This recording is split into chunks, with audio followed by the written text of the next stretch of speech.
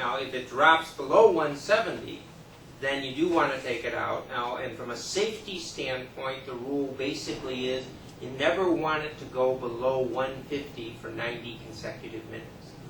If it goes below 150 for 90 consecutive minutes, that's where you get into issues with bacteria building up and that type of thing. So with meats and things like that. So that's why when I slow cook a chicken, I like starting with a frozen one, because the first 2 hours it's thawing it, then it's cooking it for the next 2 hours, and it's staying warm for the rest of the day, and it goes from cold to cook, and you don't worry about the bacteria. I mean, it's below 40 degrees Fahrenheit and above 150 is what you want for safety. So that's why starting with frozen chicken makes sense. And it's 90 consecutive minutes. So, yes, sir?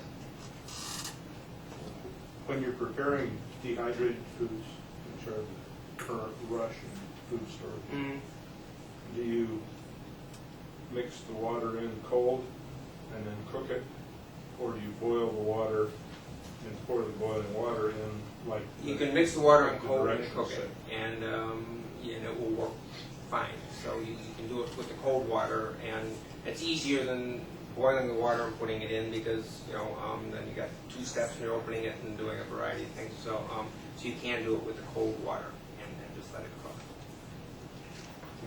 Any concerns about what surface you put it on outside? No. You can put it on a table, you can put it on the ground, you can put it wherever you're comfortable with it. So some people like putting them on a table that's halfway up so they can reach inside without stooping over. The box does not get hot at all, so it's not going to burn anything. I mean, you could have it sitting on any kind of a table. We have sitting on a wood table, it's not going to warp the table. There's no damage to it. Because I do so much in other countries where I'm always cooking on the ground, I just got used to cooking on the ground. So when I have a table available, I do it on the ground. But that doesn't mean, a lot of people doing it on, do it on tables. That's no problem at all. It won't damage grass. It won't hurt anything that's sitting in. It won't heat up faster if it's on the pavement, or? No. See, if you had it on like asphalt that's hot, again, between this aluminum inner box and this plastic outer box, there's such a thick pad of a non-toxic insulation that the surface heat from the outside is not going to get into the oven, just as the heat from the inside is not going to get out. So it really isn't going to help it at all to be like on a dark asphalt or anything like that. It could be on grass, it could be on asphalt, it could be on cement, it could be on a wood table, plastic table. It doesn't make any difference at all. The rain doesn't hurt it. It'll slow your cooking down, but it doesn't hurt it. I generally store my oven inside primarily because it's easier to fold it up and put it inside than it is to clean the reflectors. And if you leave it out in the rain, you got to clean the reflectors every time. And if you don't, a lot of times, depending on how dusty it is, sometimes you can use it 4, 5, 6 times without cleaning the reflectors. By the way, reflectors clean just like glass. So Windex or vinegar, water, or whatever you use to clean glass, the reflectors can be filthy and they'll polish right up with any kind of a glass cleaner. Yes, sir?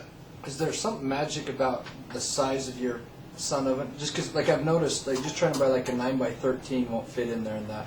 And I assume that's for some engineering reason or something? Well, it was actually designed so you could put 2 bread pans in on the tray initially, but everything is scaled.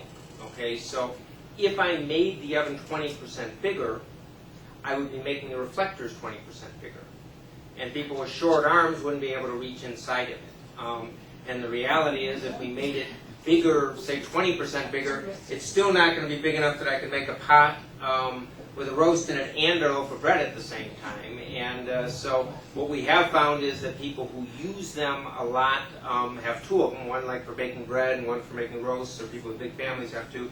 This can cook for an American family of 6 people, but the size is scaled. So if we made the glass bigger, we'd be making the reflectors bigger, and we'd be making everything bigger, and there's a couple of constraints with it. One is, as I say, reaching inside the oven. The other is that when we ship these, even though they weigh 22 pounds, we're paying for a 40-pound package. So shipping is obscenely expensive. So costs our flat rate shipping in the United States is $30 per oven, because we're paying for a 40-pound box because of what's called dimensional weight. Even though it weighs 22 pounds, you have to pay for the extra space If we got much bigger, the cost of shipping would be absolutely prohibitive. So the size was designed around the idea of most pots, because again, pots are usually, they don't get that much rounder, sometimes they get deeper, and so it will accommodate most pots or the 2 loaves of bread. But the biggest drawback is that 9 by 13 or 9 by 12 pan that doesn't quite fit in it, and that is such a hassle. I know. Yes. Did you say that you could put that pot and a loaf pan in there? No, you could not. You could put 2 of these pots in, but you could not put this pot and a loaf pan in. Any other questions? But can you just then do maybe the roast in the bottom and then cook the bread and just do a round loaf? You could do a round loaf. You definitely could do a round loaf, particularly if you took the leveling tray out and set it directly in the bottom.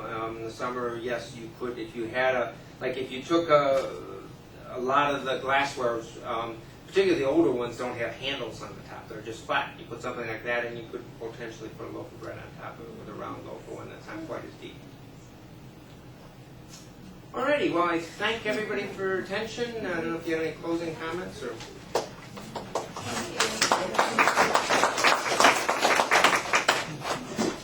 We just want to thank Paul for coming all the way from Chicago for this excellent demonstration for all the food, and that was wonderful. Thank you so much. I wanted to remind everyone, the order form, if you have had any problems with getting, you can get off the website. If it hasn't been emailed to you at www.lampandfarms.com. As always, and then we have our dehydrating class here next week on the 7 o'clock at the release site room. Just a reminder about that. And the order forms for September are due on